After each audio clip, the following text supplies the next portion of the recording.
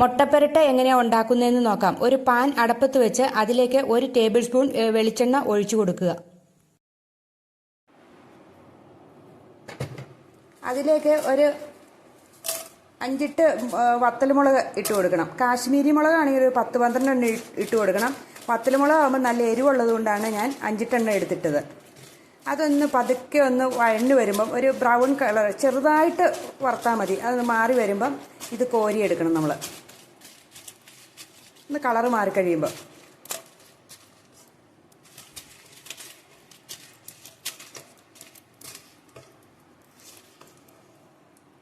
വത്തൽമുളക് കോരിയെടുത്ത ശേഷം ആ ബാലൻസ് വന്ന എണ്ണയിലേക്ക് നമ്മൾ ഒരു 4 മുട്ട എടുത്തു വെച്ചിട്ടുണ്ട്. ആ 4 മുട്ട അതിനകത്തേക്ക് ഇട്ട് കൊടുക്കണം. അതിലേക്ക് ഒരു 1/4 ടീസ്പൂൺ പെരിഞ്ജീരകത്തിൻ്റെ പൊടി, ഒരു 1/2 ടീസ്പൂൺ കുരുമുളക് പൊടി, ഉപ്പ്, ആവശ്യത്തിന് ഉപ്പ്, ഇത്ര ഇട്ട് കൊടുത്തിട്ട് നമ്മൾ ഇളക്കണം. ഇളക്കുമ്പം തീർത്തും പൊടിയായിട്ട് ഇളക്കണം. ഇച്ചിരി കഷ്ണമായിട്ടൊക്കെ കിടന്നോട്ടെ. ഇളക്കി ഒന്ന് തോർത്തിയെടുക്കണം. ഈ രീതിയിലൊന്ന് ഉടച്ച് എല്ലാം കൂടി എടുത്താൽ മതി. ഒത്തിരി പൊടിഞ്ഞു പോകണ്ട. ഈ രീതിയിൽ ജാറെടുത്ത് അതിലേക്ക് നമ്മൾ ആ വറുത്ത വത്തൽമുളക് ഇടുക.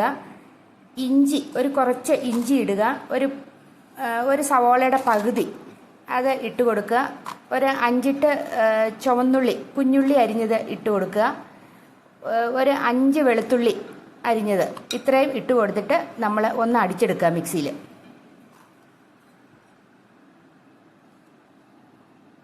അരച്ചെടുക്കുക. കാശ്മീരി മുളക് പൊടിയാണെങ്കിൽ നല്ല കളറ് കിട്ടും കേട്ടോ. എരിവും കുറവായിരിക്കും. കടുക് പൊട്ടിക്കഴിയുമ്പം അതിലേക്ക് കറിവേപ്പിലയും വത്തൽമുളകും, ഒരു വത്തൽമുളക് ഇട്ടാൽ മതി. കറിവേപ്പിലയും കൂടെ ഇട്ട് കൊടുക്കുക. അതൊന്ന് വാടിക്കഴിയുമ്പോഴേക്കും നമ്മൾ അരപ്പ് ചേർത്ത് കൊടുത്ത് അതിൻ്റെ ആ പച്ചമണം ഒന്ന് പോകുന്ന വരെ ഒന്ന് ഇളക്കി കൊടുക്കുക. ഒന്ന് ഒരു 2 മിനിറ്റ് ഇളക്കി കൊടുത്താൽ മതി. അതിലേക്ക് നമ്മൾ ജാറ് കഴുകി കുറച്ച് വെള്ളവും കൂടെ അങ്ങ് ഒഴിച്ചു കൊടുക്കുക.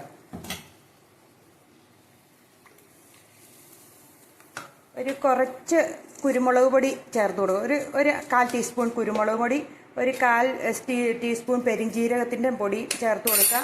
ഒരു ശകല ഉപ്പും കൂടെ ഇട്ട് കൊടുക്കുക. ഒരു ശകലം മതി. ആദ്യം നമ്മൾ ഉപ്പിട്ടതാണ്, നോക്കിയിട്ട് ഉപ്പ് ചേർക്കണം. എന്നിട്ട് ഇതൊന്ന് ചൂടാകണ വരെ നോക്കുക.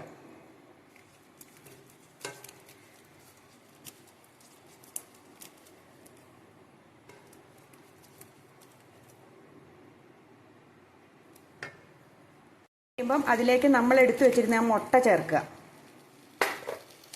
എന്നിട്ട് നന്നായിട്ട് ഇളക്കി പിടിപ്പിക്കുക എല്ലായിടത്തും.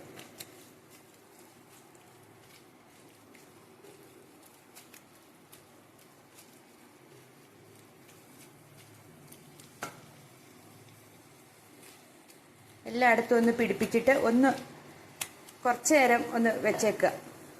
ഒരു 2 മിനിറ്റ് നേരത്തേന് നമ്മൾ മൂടി വെച്ചേക്കണം. മുട്ടപ്പരള റെഡിയായി. ചോറിൻ്റെ കൂടെയും ദോശയുടെ കൂടെയും നിങ്ങൾക്ക് ഇഷ്ടമുള്ളതിന് ഏത് ഭക്ഷണത്തിൻ്റെ കൂടെയും നമുക്കിത് കഴിക്കാം.